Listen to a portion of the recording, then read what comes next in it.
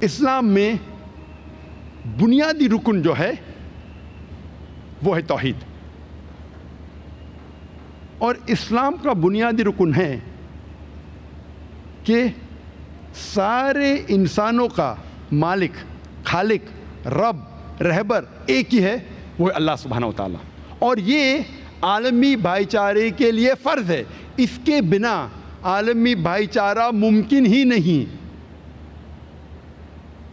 کیونکہ اس کی بنیاد پہ ہم یہ مان سکتے ہیں کہ چاہے انسان آدمی ہو یا عورت، غریب ہو یا امیر، کالا ہو یا گورا، اس کا خالق، اس کا مالک، اس کا رب ایک ہی ہے، وہ ہے اللہ سبحانہ و تعالیٰ۔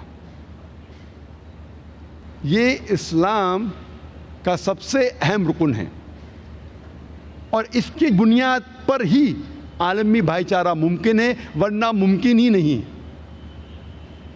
ایک خدا میں ماننا اور ایک خدا کی عبادت کرنا نہ ہی صرف اسلام کا اہم رکن ہے، جتنے مذاہب آپ پڑھیں گے اس کا اہم رکن ہے ایک خدا، ایک اللہ کی عبادت کرنا، اور صرف ایک خدا، ایک اللہ میں ماننا۔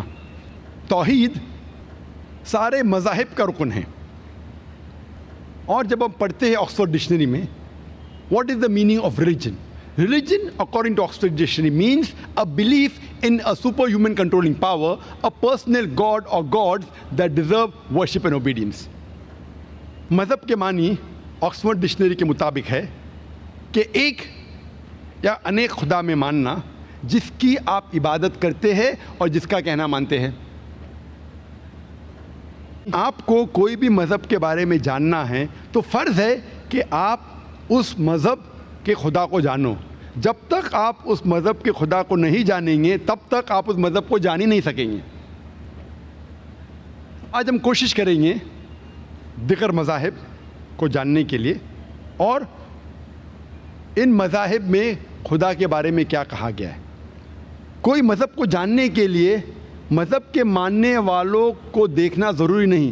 اگر آپ مذہب کو جانیں گے مذہب کے ماننے والوں کو دیکھنے کے بعد تو یہ صحیح طریقہ نہیں، کیونکہ کئی بار مذہب کے ماننے والے خود نہیں جانتے ان کے مذہب میں کیا لکھا ہے اور ان کی مذہبی کتاب کیا کہتی ہے خدا کے بارے میں۔